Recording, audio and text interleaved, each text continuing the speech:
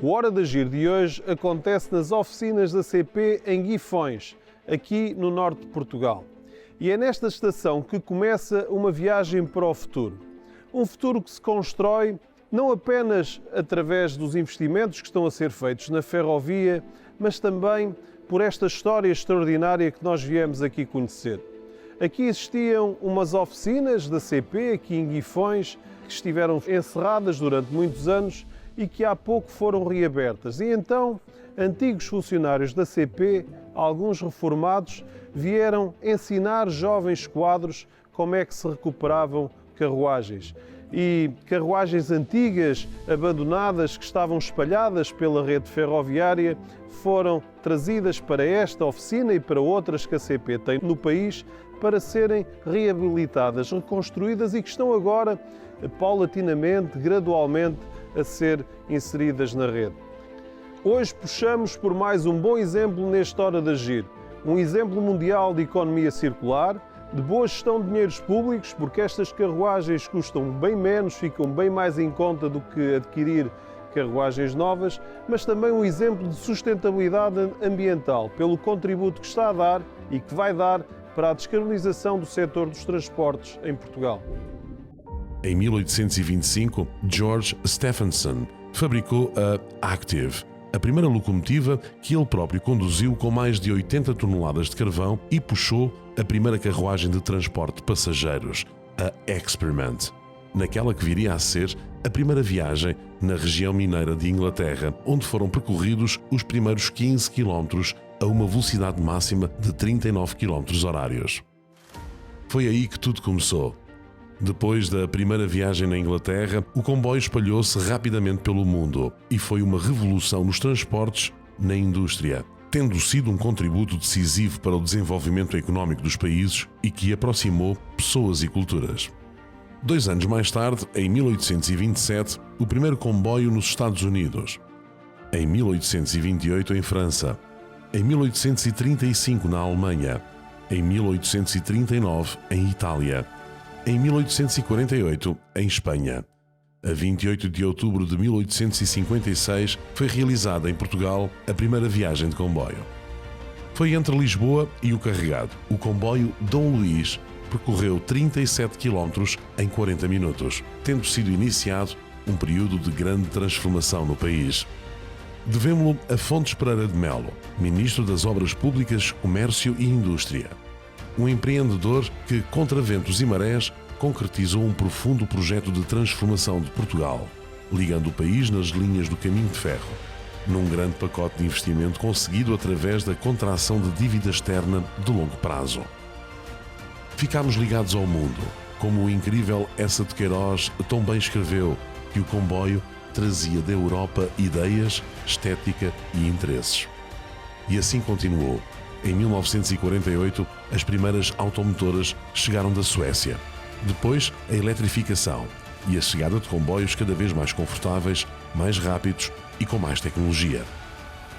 Mas, como na música de Zeca Afonso, o comboio era mesmo descendente. No comboio descendente vinha toda a gargalhada.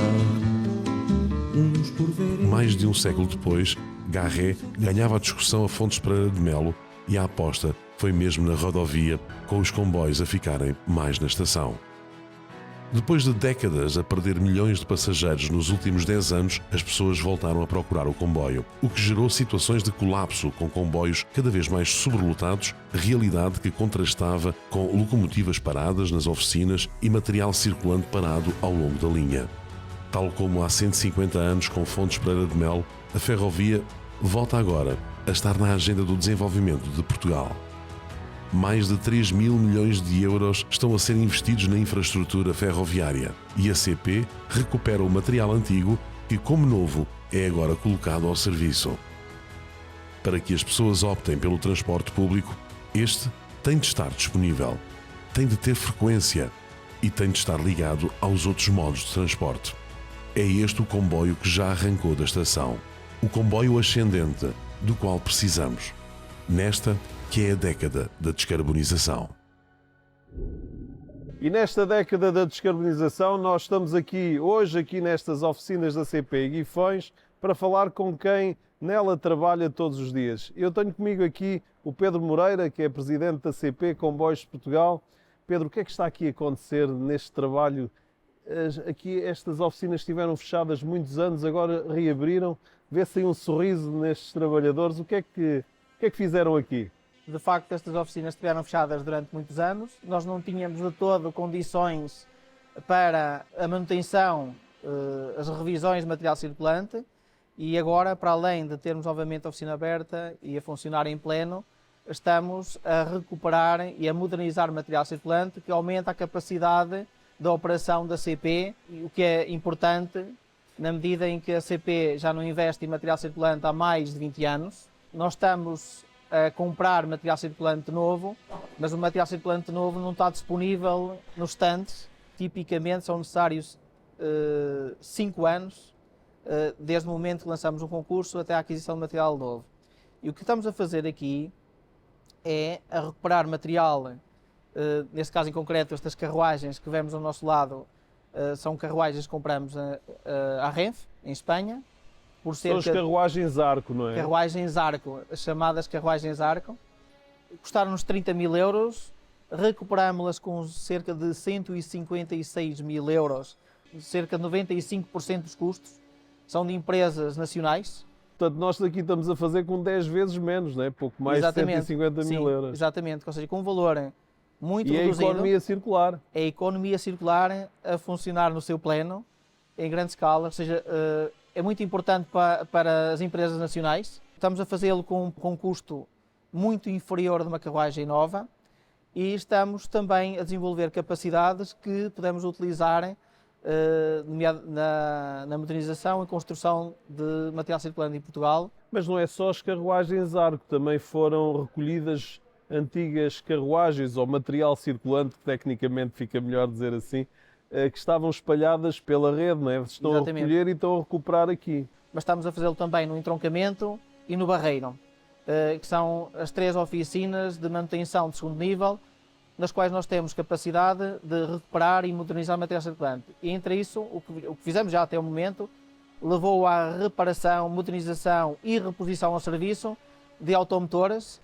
Já recuperamos várias locomotivas diesel, várias locomotivas elétricas, carruagens não só para serviços interregionais ou intercidades, como é o caso destas, mas também para serviços de turismo históricos. E recuperamos grande parte dos equipamentos, modernizamos outros e desenvolvemos novos equipamentos com recurso à nossa engenharia, às nossas capacidades técnicas, dando o exemplo do sistema de informação aos passageiros que foi incorporado nestas carruagens, que foi desenvolvido totalmente de raiz pela nossa engenharia e que podemos dizer com total segurança que é já o melhor sistema de informação aos passageiros que nós temos em todo o material circulante da CP.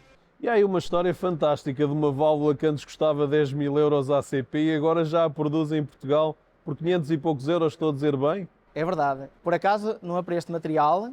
O engenheiro que o fez trabalha aqui, que é o João Silva, e o que foi feito foi pegou-se numa válvula, que é da pendulação, que no fabricante custava mais de 10 mil euros e que nós projetamos de raiz, melhoramos e resolvemos problemas técnicos que tinha na origem e conseguimos fabricar por um valor de cerca de 500 euros. E agora vamos ouvir os engenheiros que estiveram aqui a trabalhar na concepção e no acompanhamento deste processo de recuperação destas carruagens aqui nestas oficinas de Guifões. A necessidade que tivemos aqui de criar este departamento de eletrónica foi precisamente para reparar equipamentos eletrónicos que anteriormente iam para os fabricantes e nós tínhamos aqui 2 problemas. O custo é elevado e um problema de obsolescência grande que existe nos equipamentos eletrónicos, nomeadamente nestas carruagens Arco que têm muitos anos. São equipamentos que têm muitas obsolescências e que nos obrigam a fazer reengenharia, estudar os equipamentos e tentar arranjar alternativas. Fazer este tipo de engenharia inversa e progressivamente ir recorrendo cada vez mais à indústria nacional, cada vez mais se justifica, porque temos de garantir e manter os veículos em circulação durante períodos bastante prolongados de vida. Quando estas oficinas reabriram, tiveram que vir os antigos funcionários passar o seu conhecimento para jovens técnicos aqui da CP. Como é que foi este encontro geracional que aqui aconteceu? Foi positivo para as pessoas, para os colegas mais experientes para cá vieram trabalhar e também para os novos que aprenderam com ele. Alguns estavam reformados, não é? Chegámos a contratar pessoas reformadas, outros trabalhadores foram transferidos de outras oficinas.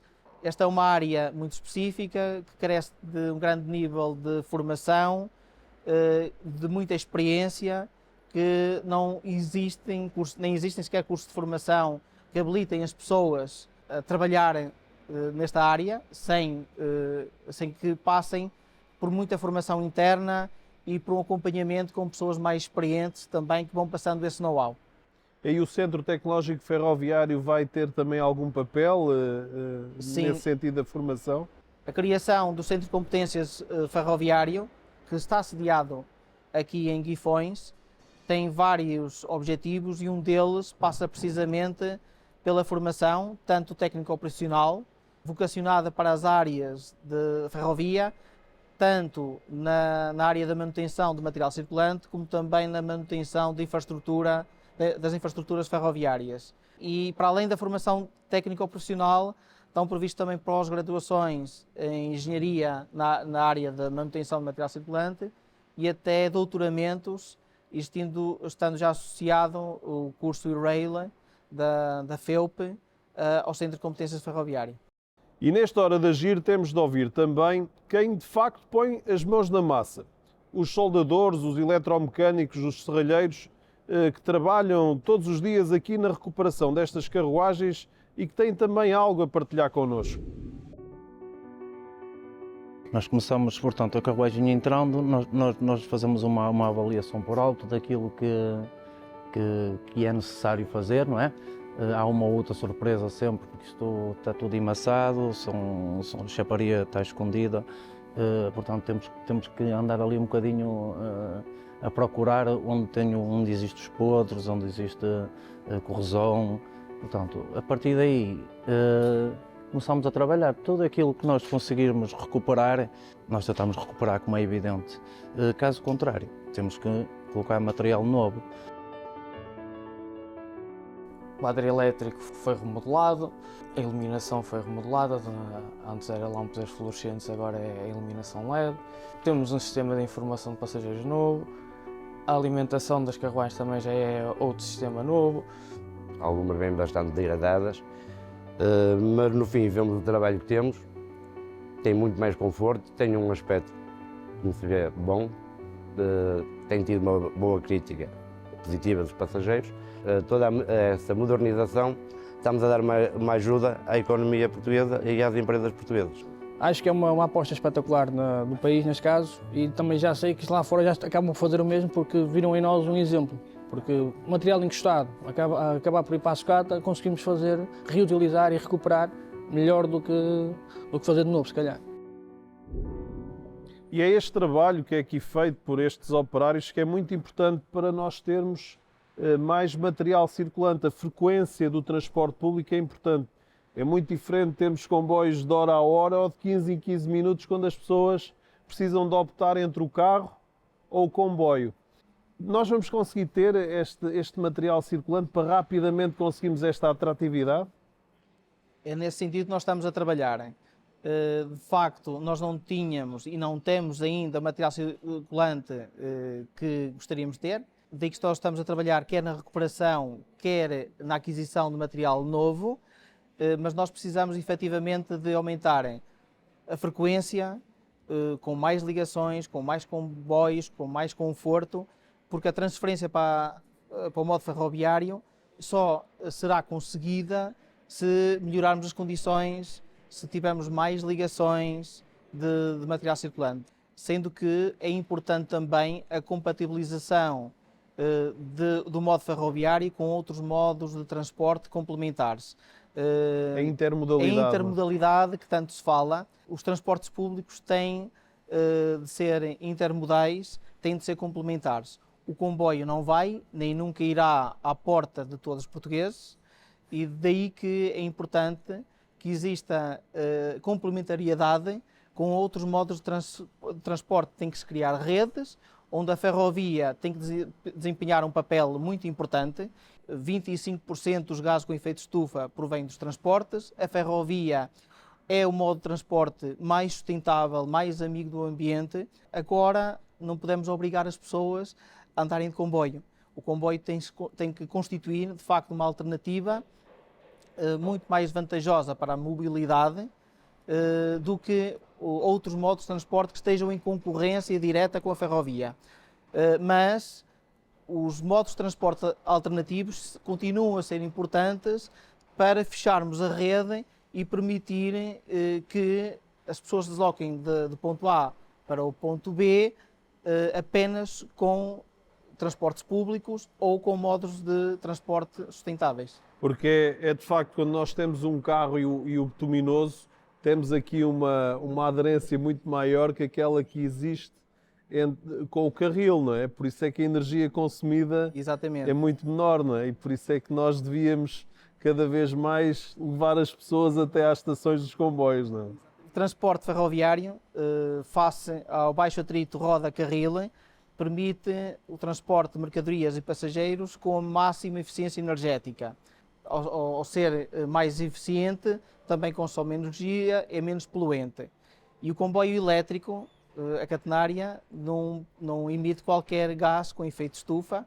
É uma solução que existe há décadas e que pode ser utilizada rapidamente para a transferência modal para um modo de transporte sustentável. Nós temos no Hora de Agir sempre um momento muito especial e muito individual. É quando perguntamos ao nosso convidado qual é que é a sua ação individual, qual é que é a sua hora de agir em cada dia. Pedro Moreira, qual é que é a sua hora de agir? A minha hora de agir, normalmente nas ações, no meu dia a dia, já utilizo aquelas práticas que são aconselhadas a qualquer cidadão, nomeadamente ao nível da reciclagem, mas neste programa, e face àquilo que estamos a falar, eu destaco que nas minhas deslocações utilizo preferencialmente sempre o comboio. Nas deslocações entre casa, trabalho, na maioria das vezes utilizo os urbanos e também, como desloco com muita frequência entre Porto e Lisboa, tipicamente também sempre de comboio. Para além de serem o modo de transporte mais sustentável, é também aquele que é o mais confortável, o mais seguro, existindo apenas vantagens na sua utilização. Obrigado, Pedro. Obrigado por esta conversa e também parabéns por este trabalho que está a ser desenvolvido aqui, não só em Guifões, mas também no Barreiro e no entroncamento. Muito obrigado, eu que agradeço pela oportunidade de mostrarmos o trabalho que estamos a fazer aqui e do orgulho que sentimos de contribuírem para o transporte mais sustentável no nosso país. É a vossa hora de agir. Sim. E depois de termos conhecido este trabalho de recuperação destas carruagens nas oficinas, é já no conforto desta carruagem recuperada que terminamos mais uma hora de agir. Na década da descarbonização da economia e do avanço para um novo modelo de economia circular, o transporte ferroviário pode ter aqui um papel preponderante. Nós que estamos hoje a viajar de comboio, estamos a fazê-lo naquele que é um dos meios de transporte mais eficientes e que pode contribuir para a redução destes 25% de gases com efeito de estufa, que são as emissões do setor dos transportes. Não só pelo baixo atrito entre a roda e o carril, mas também porque usa energia elétrica e que no futuro será cada vez mais produzida a partir de fontes renováveis. Este é um tema ao qual nós iremos voltar em próximos programas, em próximos Hora de Agir. Por hoje, a viagem termina aqui. Uma viagem de comboio. E nós temos encontro marcado para a próxima semana. Um abraço, amigo, e até lá.